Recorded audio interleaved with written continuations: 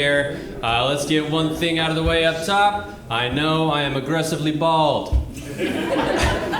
Yeah, I had a friend of mine, he was very honest with me. He said, Chris, if you were to ever get in a fight at a gay pride event, it would be impossible to tell which side you were on.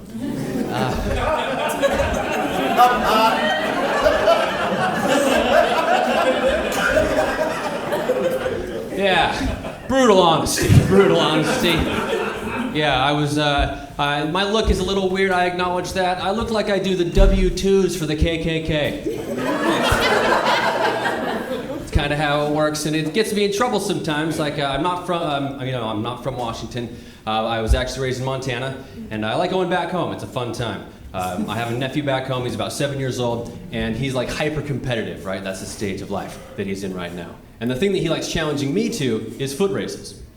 I don't mean to brag, Tacoma.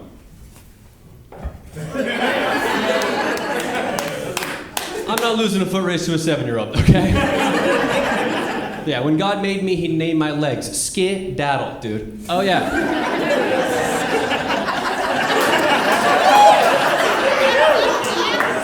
I can gallop, okay? So we're at the park recently, right? And he's like, Uncle Chris, you and me, we raced to that tree. It's like 60 yards away. I'm like, yeah, 10-second head start, slow poke. Right? Takes off, I count down from 10, and I chase off after him. I'm like, hey buddy, haha, I'm gonna get you, haha, having a good time, right? And I get about 10 feet away from him, and then I hear somebody from across the park go, hey, whoa, what the fuck?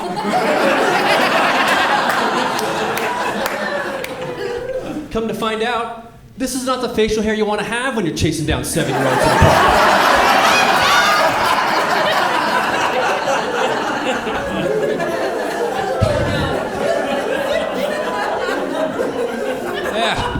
I thought mustaches were making a comeback. Because here's the thing, mustaches, when you think about it, easily the most problematic of all facial hair, for sure, right? But that's kind of crazy because it's had this weird, tumultuous career trajectory. Back in the 70s, everybody liked it, right? Hey, there goes Tom Selleck. Hey, Burt Reynolds, watch out, there goes Ron Jeremy. Oh, Tacoma's freaky, all right. Like that, right? Everybody liked it. And then pedophiles took that down. Right? You see a guy with a mustache for a long time, you're like, oh, that guy has probably had weird conversations with his neighbors, for sure. Right? Yeah, and now, it's kind of making a comeback, I'm associated with Movember, that kind of thing, right? But I couldn't help but notice that, right? Everybody liked it, it was associated with rape, and then now it's a household thing. Same career as Kobe Bryant, dude, that's not.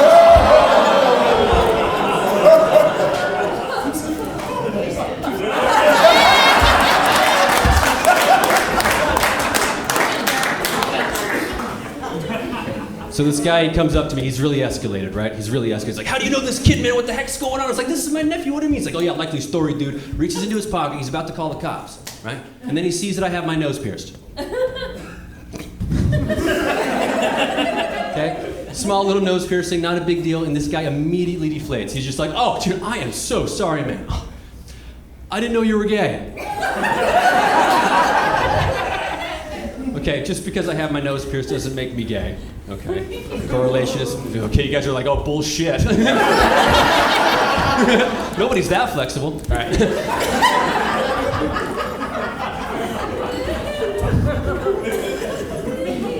No, just to set the record straight, I'm not gay. I just listen to Shania Twain when I'm on edibles.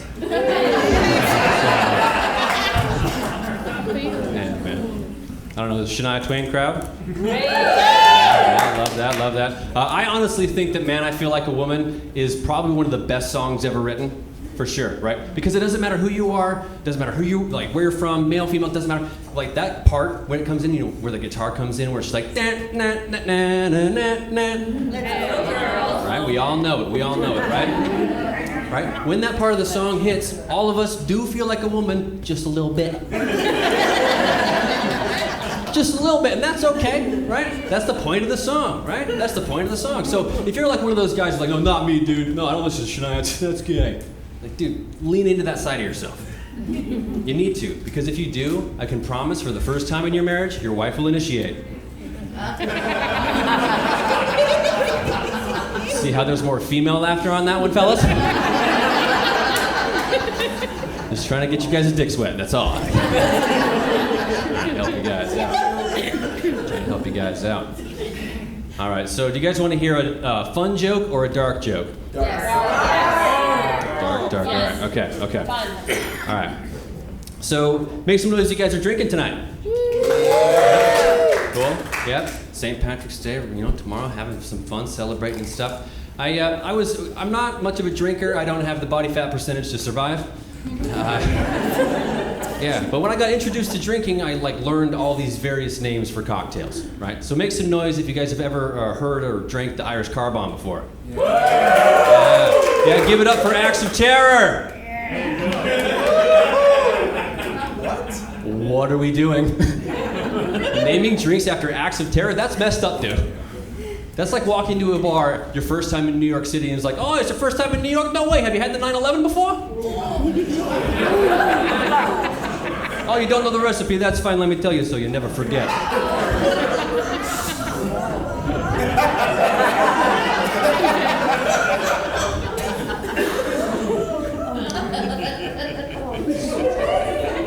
This comes in 2 flights.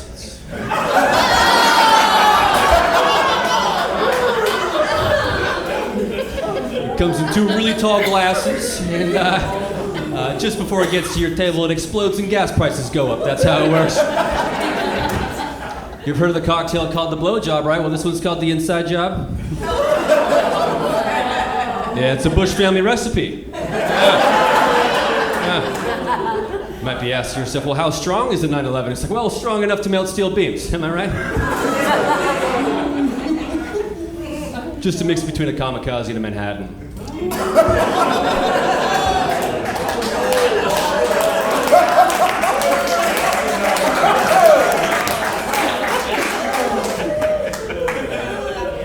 I don't want to offend anybody else, just take a Columbine on the rocks.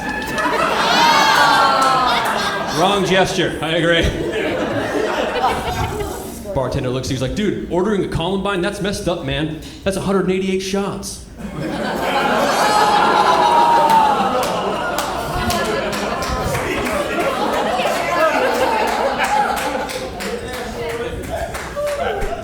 So do you guys want a fun joke or a dark joke? All right.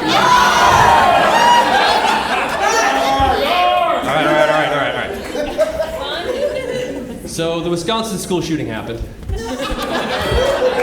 Don't back up, you pick this. Right? A lot of people are saying, what do we do? What do we do to solve this school shooting issue? Right? A lot of us are saying, we need to arm teachers. No. Right? Okay, I'm joking. So it's like, yep. Right? Because when you think about it, as a teacher, okay, I'm a teacher, you give me a gun, test scores are gonna go up, dude.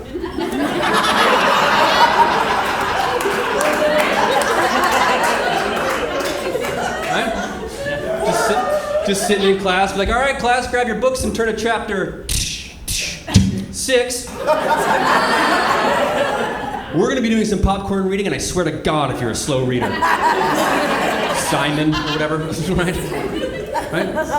I'm a math teacher, dude. I'm gonna use Russian roulette to teach them fractions. There's one chamber that's empty. What's the chances I blow your brains out right now, buddy? Teacher, you're scaring me. You know what scares me? Your math scores, pal. And you're a teacher, think about this. Your life is not that great. In the US, your salary per year has less value than the average Subaru. Also, too, as a teacher, you can't use the money that you've already been taxed on by the government to buy school supplies for your classroom to teach and then write it off on your taxes. That's fucking bullshit. And then on top of all of that, you have to deal with everybody else's shitty kids all the fucking time, dude. All the time. All the time. Right? And the only respite that you have as a teacher is like 7:07 in the morning, just sitting there with your coffee, just like. Right? And then at 7:15 every single day, some other asshole snot-nosed kid just bursts into the door, just. Teacher, I forgot my pencil for the 15th day in a row. You know what I'm saying? Right? And this kid's probably named Bailey, but they spell it with an E-I-G-H. You know what I'm talking about. You know what I'm talking about, right? Yeah. And as a teacher, you're just going to tell me you're going to resist the urge to be like, oh yeah, Bailey, not a problem. Let me grab that pencil for you.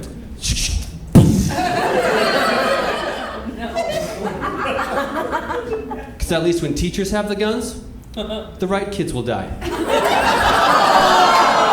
You guys have been absolutely fantastic. Thank you so much.